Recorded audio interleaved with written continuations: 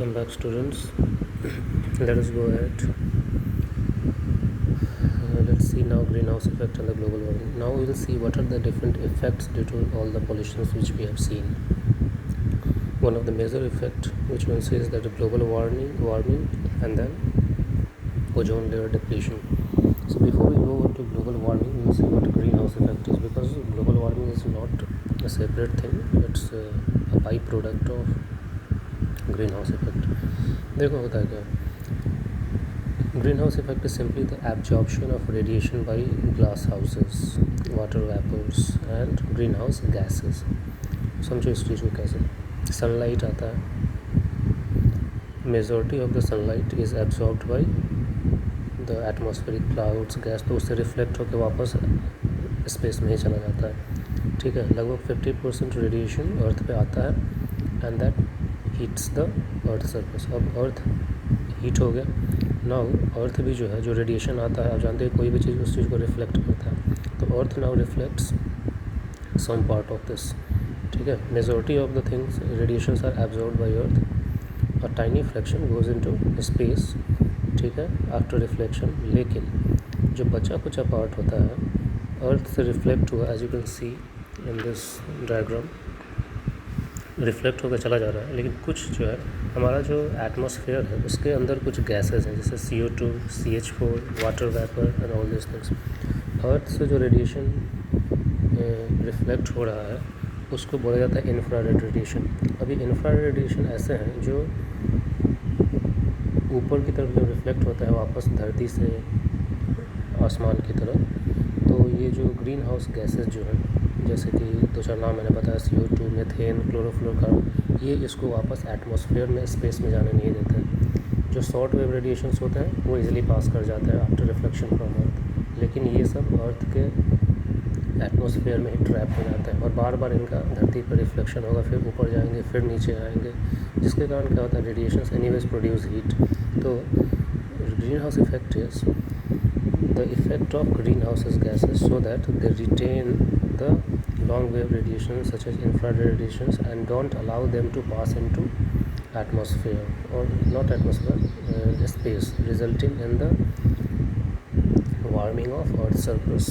This is called greenhouse effect, and such gases are called greenhouse gases. Means the gases which are transparent to solar radiation, वो solar radiation को आने देते हैं, but they retain and partially reflect back long wave heat radiations are called greenhouse gases, and they are also called radiately active gases. तो यही चीज़ है, सन से कुछ रेडिएशंस आया, वापस रिफ्लेक्ट हुआ, रिफ्लेक्ट होने पे भी कुछ चीज़ें स्पेस में चली गई, लेकिन कुछ एटमॉस्फेयर में ही ट्रैप हो गया. इससे फ़ायदा ये, this is not abnormal phenomena, this is a good phenomena. Problem कहाँ होती है मैं बताऊँ, because of which our earth surface is warm. हम लोग यहाँ पर रहने लायक हैं. अगर ग्रीन हाउस इफेक्ट ना हो तो हम लोग यहाँ पर रह नहीं पाएंगे, अर्थ इतना ठंडा हो जाएगा. So this is a good phenomena. Problem arise when the amount of greenhouse gases due to pollution increase in the atmosphere.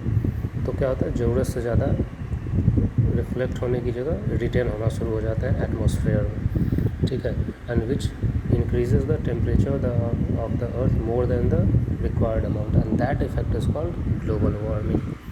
ठीक है, दिस इज ग्लोबल वार्मिंग. अब ये जो होता है ये mostly because of the green house gases जो मैंने आपको बताया. Means the radiations which allow sun light to pass through it but doesn't allow reflected radiations to completely go into the space. This gases are called green house gases. जैसे कि major effect is due to CO2. जितना भी effect है उसका 60% CO2 के कारण होता है. Almost 20% is because of methane. Chlorofluorocarbons contribute करते हैं 14%, and the nitrogen oxides contribute around 6%. तो दिस कम्प्लीट्स योर 100%. मेजरली यही चार गैसेज होते हैं जो ग्लोबल वार्मिंग के लिए रिस्पॉन्सिबल है. एक्चुअली पहले वो रिस्पॉन्सिबल है ग्लोबल वार्मिंग के लिए नहीं, they are responsible for green house effect. But due to increase in these concentrations of these harmful gases, ज़रूरत से ज़्यादा अर्थ का टेम्परेचर बढ़ रहा है, and that is called global warming. 60% CO2 मतलब 60% contribution, 20% contribution by methane, 14% by chlorofluorocarbons and nitrogen oxides, particularly N2O 60%. Atmospheric concentration जो है ये क्या बोलते हैं 2018 तक आपको पता है अर्थ पे कितना हो गया था, मतलब एटमॉस्फेयर में 412 ppm हो गया था, जो कि 1700 में, सोचिए 300-400 साल पहले it was only around 280 ppm, now it is more than 400 ppm। ठीक है, ये ऐसा क्यों हुआ? Because of large scale deforestation, cutting of trees, urban areas में बहुत ग्लास हाउस के गैसेस वगैरह, ये घर वगैरह बनाना, ठीक है, combustion of fossil fuels large scale पे बहुत सारा ये कंबशन, और ऑटोमोबाइल्स, ये सब CO2 और CO ये एग्ज़िट करते हैं और वही जाके एटमॉस्फेयर में कर रहा है क्या, CO2 का कॉन्सेंट्रेशन बढ़ा रहा है। क्यों?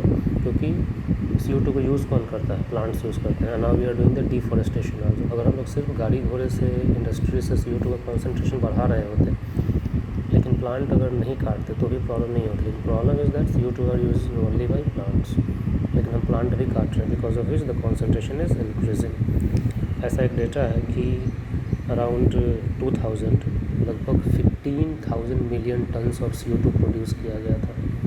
ठीक है, जिसमें से सिर्फ 60% प्लांट्स यूज़ कर पाए थे और 40% जो था ऐसे ही एटमॉस्फेयर में पड़ा हुआ था। तो 40% एक्स्ट्रा क्या करेगा? ग्लोबल वार्मिंग करेगा ही करेगा।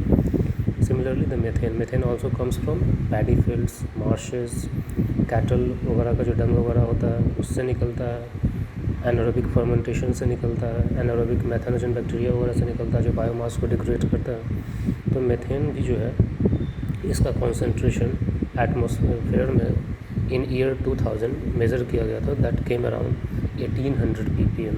तो वो भी एक प्रॉब्लम हो गया, ठीक है, जो कि इंडस्ट्रियलाइजेशन होने से पहले, मतलब 1700 के टाइम में that was only around 500 to 600 ppm। ठीक है, तो ये एक प्रॉब्लम है।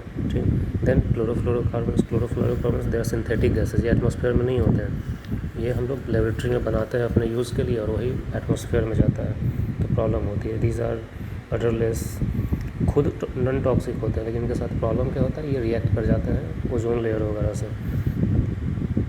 ये जेट फ्यूल में होते हैं, एरोसोल्स में होते हैं, रेफ्रिजरेंट की तरह यूज़ किया जाता है, फिर इंडस्ट्रियल सॉल्वेंट की तरह इसे यूज़, फायर एक्सटिंग्विशर्स में होते हैं। तो क्लोरोफ्लोरोकार्बन्स क्या एटमॉस्फेयर में मौजूद नहीं है, हम लोग अपने यूज़ के लिए इन्हें बनाया था, लेकिन है तो कुछ भी तो गैसेज ही है, तो ये वापस एटमॉस्फेयर में जाता है और वहाँ पर जाने के बाद ये रिएक्ट कर जाता है किससे? ओजोन से। ठीक है, और ओजोन से रिएक्ट करके ओजोन को ब्रेक कर देता है O2 और O में, ऑक्सीजन में। तो जिस तरीके से फिर ओजोन का कॉन्सेंट्रेशन कम होने लगता है, and that causes ozone hole, जिसको hole its kind of layer का थिन हो जाना, ओजोन डिप्लीशन बोलते हैं इसे। इसको कंट्रोल करने के लिए 2002 में एक प्रोटोकॉल हुआ था कनाडा का एक शहर मॉन्ट्रियल में, जिसे बोलते हैं मॉन्ट्रियल प्रोटोकॉल। वहाँ पे डिसाइड किया गया था कि धीरे धीरे इसके यूज को कम करना है। ठीक है, और अब यूज़ उसका कम हो भी रहा है, उसकी जगह लिक्विड नाइट्रोजन वगैरह यूज किया जा रहा है, रेफ्रिजरेंट अदर चीज़। एंड देन नाइट्रोजन ऑक्साइड्स मैंने बताया, N2O पार्टिकुलरली, तो ये सब भी किससे होता है? नाइट्रोजन रिच फ्यूल्स वगैरह कुछ बर्न करने पे, ये हमारे जो एनिमल एक्सक्रीटा वगैरह होता है, नाइट्रोजन फर्टिलाइजर्स जितने भी यूज़ होते हैं, देखते ही उसमें नाइट्रेट्स बहुत ज़्यादा भरे होते हैं, कंटामिनेटेड वाटर वगैरह से। तो कुछ भी है तो गैसेस चीज़ है, कहीं भी जाएगा रिएक्ट करता है और गैस के फॉर्म में बाहर एटमॉस्फेयर में रिलीज़ होता है। तो these are the things because of which the problem create हुआ, और global warming is the result of increased green house effect, और एटमॉस्फेयर जो है वार्म होना शुरू हो गया। इसका एक रिज़ल्ट ये भी है कि जो ट्रोपोस्फेयर है, जो हमारे ऊपर है, सबसे हमारे एटमॉस्फेयर में सबसे ऊपर का लेयर जो हम फेस करते हैं, कौन सा? ट्रोपोस्फेयर, उसका लेंथ डिक्रीज़ हो गया, 8 किलोमीटर कम हो गया है। ठीक है, इसके कारण कहीं कहीं आप देख रहे हो बहुत ज़्यादा ठंडा पड़ने लगता है, कभी कभी बहुत ज़्यादा गर्मी पड़ने लगती है, बहुत सारे इफ़ेक्ट्स आ गए हैं। वेदर क्लाइमेट, वही चीज़ है, क्लाइमेट वेदर वगैरह सब चेंज लगे हैं, जिसके कारण राइज इन टेम्परेचर हो जाए, which is leading to increase in sea levels बढ़ रहे हैं। क्यों? क्योंकि ग्लेशियर्स मेल्ट कर रहे हैं। आपने भी थोड़े दिन पहले देखा होगा, हार्डली 10 days बिफोर, एंटार्क्टिका में एक ग्लेशियर टूट गया, उसका साइज़ कितना बड़ा था? More than the size of Delhi. अब सोचो उतना बड़ा वो टूट गया, तो टूटेगा तो उसका क्या होगा? वो मेल्ट करेगा और मेल्ट करके समंदर वगैरह में जाता है, तो इससे सी का लेवल बढ़ रहा है। और ऐसा माना गया है कि बाई 2100, मतलब 2100 जो बांग्लादेश है, मालदीव है और छोटे मोटे जो आइसलैंड्स कंट्रीज़ वगैरह हैं, उन सब का लगभग 12 to 15% area by the end of this century जो चल रहा है, बाई 2100 लगभग 12 to 15% एरिया डूब जाएगा पानी के अंदर due to rise in sea level. Due to rise in temperature we are losing many animal and plant species also. Food production is getting affected. अगर 1 डिग्री टेम्परेचर राइज होता है ना तो राइस वीट इन सब का जो ये प्रोडक्शन है that decreases by around 5%. So you can see what is the effect on food production. Species गायब हो रहे हैं. For every 2 to 5 degree rise in temperature something around 50 to 100 species disappear from earth. These are the bad effects of global warming. Now the question comes कि how to control it. तो of course सबसे पहले कि जो भी fossil fuels हैं, automobiles हैं, industries है, उन सबको जब भी वो हार्मफुल गैसेस रिलीज़ करते हैं तो उसको अच्छे तरीके से ट्रीट करें. जैसे एयर पोल्यूशन में हमने देखा था इंसिनरेशंस एंड प्रेसिपिटेटर्स, साइक्लोन सेपरेटर्स, बहुत सारी चीज़ें हैं जो लगा के और हार्मफुल गैसेस को जितना से जितना ज़्यादा होकर एब्जॉर्ब कर ले खुद और लेस हार्मफुल गैसेस को एटमॉस्फेयर में रिलीज़ करें. एंड देन ऑफ कोर्स पेड़ों की कटाई कम करें, reducing the deforestation and promoting afforestation means planting को बढ़ाया दिया जाए. ठीक है. ह्यूमन पॉपुलेशन को कंट्रोल किया जाए बिकॉज सारी प्रॉब्लम क्यों हो रही है? पॉपुलेशन बढ़ने के कारण ही हो रही है. लोगों का नंबर बढ़ रहा है जिसके कारण ये सारी चीज़ें हो रही हैं. Right. Now comes ozone depletion. अब ओजोन क्या है? ट्रोपोस्फेयर से ऊपर का लेयर जो होता है स्ट्रेटोस्फेयर. ठीक है. वहाँ पे this is the one of the layer जो 80 किलोमीटर धरती से लगभग अराउंड 80 किलोमीटर अब तक रहता है. वहाँ पे कोई क्लाउड वगैरह का फॉर्मेशन नहीं होता है. That is why those airplanes, jet fighter plates सब कुछ उसी लेयर में उड़ते हैं. नीचे से उड़ेंगे और जाके स्ट्रेटोस्फेयर में ही कॉन्स्टेंटली उड़ते हैं क्योंकि वहाँ पे क्लाउड फॉर्मेशन वगैरह नहीं होता है. तो there will be no disturbance in travelling. अब ये ओजोन लेयर या ओजोन शील्ड जिसे बोलते हैं, इसे ओजोनोस्फेयर भी बोला जाता है स्ट्रेटोस्फेयर को. ये काम क्या है? जो सनलाइट आता है तो वो उस सनलाइट के अंदर दैट इज़ विजिबल रेडिएशन, उसके अंदर विजिबल मतलब इलेक्ट्रोमैग्नेटिक रेडिएशन है. उसमें 1000 टाइप के रेडिएशंस मौजूद हैं. उसमें एक अल्ट्रावायलेट रेज होते हैं जो कि क्या होता है? बहुत ही हार्मफुल होता है हमारी बॉडी के लिए, लिविंग सेल्स के लिए. अगर वो कम्प्लीटली अर्थ पे पहुंचना शुरू कर दे तो पूरी की पूरी लिविंग ऑर्गेनिजम्स ख़त्म हो जाएंगे. It's not just humans, every living organism, plant, animals और ह्यूमंस. ठीक है. अब ये जो ओजोनोस्फेयर है मतलब एटमॉस्फेयर, ओजोन का जो लेयर है उसके थिकनेस को मेजर किया जाता है. एक साइंटिस्ट ने दिया था यूनिट, उन्हीं के नाम पे है डॉब्सन यूनिट्स. ठीक है. अब ये माना जाता है कि concentration of ozone in the ozonosphere is above 0.3 ppm और 300 डॉब्सन यूनिट्स. ठीक है. 0.3 ppm is equal to 300 Dobson units. ये थिकनेस माना जाता है. और टोटल थिकनेस जो ओजोन का, अगर ये इक्वेटर का जो रीजन है वहाँ पे अराउंड 0.3 सेंटीमीटर है और पोल पे अराउंड 0.4 सेंटीमीटर है. सेंटीमीटर में अगर मेज़र करोगे तो. ठीक है. अब होता क्या है? जितने भी हार्मफुल गैसेस जैसे कि क्लोरोफ्लोरोकार्बन्स, पार्टिकुलरली क्लोरोफ्लोरोकार्बन्स ही जब ये एटमॉस्फेयर में जाते हैं और नाइट्रिक ऑक्साइड्स वगैरह तो CF2Cl2 होता है.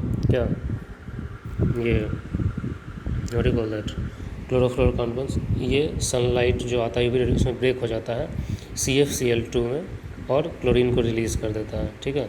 अब ये जो क्लोरीन रिलीज़ होता है ये ऑक्सीजन से, ओजोन से रिएक्ट करता है और O2 रिलीज़ करता है और एक ऑक्सीजन से कंबाइन करके ClO बना देता है. अब ये ClO फिर से दूसरे ओजोन से कंबाइन करता है, फिर उससे एक ऑक्सीजन निकाल के ClO2 बना देगा और O2 गैस को रिलीज़ कर देगा. तो ये चेन रिएक्शन होता है, चलता जाएगा लगातार और O3 ब्रेक होके O2 और O में टूटता जाएगा. तो क्या हो रहा है? धीरे धीरे ओजोन का कॉन्सेंट्रेशन कम होना शुरू कर देता है जिसके कारण ओजोन का थिकनेस कम हो गया. उसी को बोला जाता है ओजोन होल. कोई होल नहीं है, it's a decrease in thickness. अब ये ओजोन होल जो है सबसे पहले कहाँ पता लगा गया था कि ओजोन का कॉन्सेंट्रेशन है, जो थिकनेस है अंटार्कटिका के ऊपर कम हो गया है. During around 1960-1970 if I remember, ozone का थिकनेस जो था ये अराउंड 325 डॉब्सन यूनिट था अंटार्कटिका के ऊपर. लेकिन जैसे ही 70 के बाद 80 आया 10 साल में ही ये लगभग हो गया 225 डॉब्सन यूनिट्स. और 1985 में जब मेजर किया गया तो ये हो गया 135 और 1995 में सिर्फ रह गया था 94. मतलब कि 20 साल में 325 डॉब्सन यूनिट्स कितना हो गया? 94 डॉब्सन यूनिट्स. अब इसके कारण प्रॉब्लम शुरू हो गई। अंटार्कटिका क्या है, फील्ड ऑफ ग्लेशियर्स वगैरह भी इसी कारण वहाँ पे टूट रहे हैं सारे ग्लेशियर्स वगैरह, फिर भी कंट्रोल किया जा चुका है बहुत सारा। तो इसके कारण वही चीज़ हुआ, ओजोन होल जो हो गया, फार्मन नाम के एक साइंटिस्ट थे, उन्होंने इस चीज़ को पता लगाया था।